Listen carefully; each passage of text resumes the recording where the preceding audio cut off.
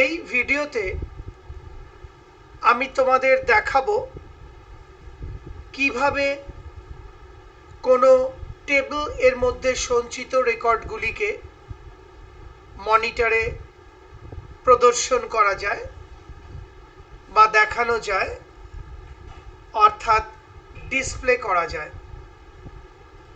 লক্ষ্য করো, প্রথমে আমি লিখছি ইউজ MySQL সেমিকোলন, অর্থাৎ আমি আমার নিয়ন্ত্রণটাকে MySQL নামক ডেটাবেসের মধ্যে স্থানান্তর করতে চাইছি। এটা আমরা আগেই শিখেছি। এবার আমি এন্টার করলাম, সঙ্গে সঙ্গে আমায় দেখাচ্ছে ডেটাবেস চেঞ্জড, অর্থাৎ আমার নিয়ন্ত্রণটা এখন MySQL ডেটাবেসের মধ্যে প্রবেশ করেছে। বারবার এই ইউজ MySQL লেখার দরকার নেই। তুমি একবার কোনো ডেটাবেসে প্রবেশ করলে যতক্ষণ না তুমি MySQL থেকে বেরিয়ে আসছো, তুমি ওই ডেটাবেসের মধ্যেই থাকবে। এটা আমি বারবার দেখাচ্ছি যাতে তোমাদের বুঝতে সুবিধা হয়। বারবার ইউজ MySQL লেখার দরকার নেই। এবার ধরা যাক আমি এমপ্লয়ি টেবিলের মধ্যে কি কি রেকর্ড আছে দেখতে চাই। দেখো কমেন্টটা বা MySQL নির্দেশটা, সিলেক্ট স্পেস স্টার ফ্রম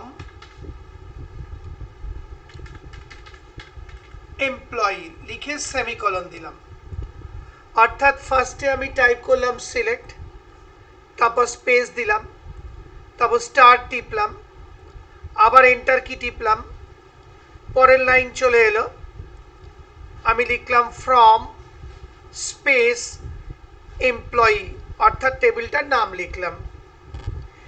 তার মানে সিলেক্ট করো বা দেখাও, স্টার মানে হচ্ছে সমস্ত ফিল্ড বা কলাম, তার মানে সমস্ত ফিল্ড বা কলাম দেখাও ফ্রম এমপ্লয়ি, অর্থাৎ এমপ্লয়ি টেবিল থেকে। তার মানে পুরো সেন্টেন্সটার মানে কি হলো, এমপ্লয়ি টেবিল থেকে সমস্ত ফিল্ডগুলি বা কলামগুলি দেখাও বা প্রদর্শন করো।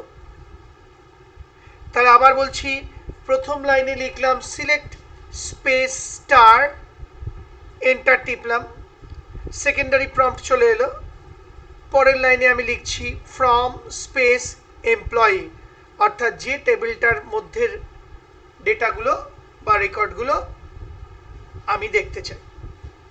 এবার লাস্টে তো সেমিকোলন দিতেই হবে, তোমরা জানো, কারণ সেমিকোলন মানে এন্ড অফ স্টেটমেন্ট বা নির্দেশের শেষ।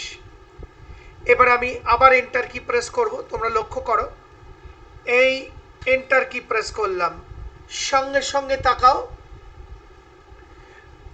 এমপ্লয়ি টেবিলের আপাতত আমরা দুখানা রেকর্ড এন্ট্রি করেছি। এই দেখো প্রথম রেকর্ড আমি হাইলাইট করে দিচ্ছি, আর এই দেখো দ্বিতীয় রেকর্ড। দুখানা রেকর্ড আমরা এন্ট্রি করেছি, তাই তোমাকে দুখানা রেকর্ড দেখিয়ে দিচ্ছে। আশা করি শিখে গেলে। তার মানে কোনো টেবিল থেকে তার মধ্যে সঞ্চিত রেকর্ডগুলি দেখতে গেলে এবং সমস্ত ফিল্ডগুলি দেখতে গেলে প্রথমে সিলেক্ট লিখতে হয়, তারপর স্পেস দিয়ে স্টার লিখতে হয়, তারপর ফ্রম লিখতে হয়, আবার স্পেস দিয়ে টেবিলের নামটা লিখে সেমিকোলন টাইপ করতে হয়। তারপর এন্টার কি প্রেস করলেই সেই টেবিলটি থেকে যা যা রেকর্ড আছে এবং সমস্ত ফিল্ডগুলো দেখিয়ে দেবে। এখানে তাকিয়ে দেখো সমস্ত ফিল্ডগুলো দেখাচ্ছে, অর্থাৎ employee ID, name, department, designation, salary, joining date, address, email ID এবং মোবাইল নাম্বার। আশা করি বুঝতে পারলে। সেই সঙ্গে আমার এই ভিডিওটি, অর্থাৎ কোনো টেবিল থেকে কিভাবে রেকর্ডগুলি দেখতে হয় বা প্রদর্শন করতে হয় বা ডিসপ্লে করতে হয় দেখিয়ে ভিডিওটি শেষ হলো।